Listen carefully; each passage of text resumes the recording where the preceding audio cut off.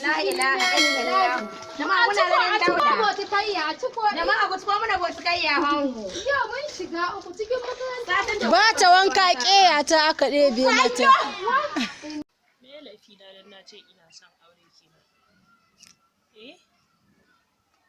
Na ga ba haramun na aikata ba ko?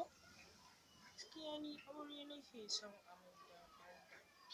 Ina buƙatar aure sama da komai a rayuwata. Allah danna da matan aure suke samu kai ma ka same shi. Dan Allah dadi amin aure. A taimaka min mama na amin aure.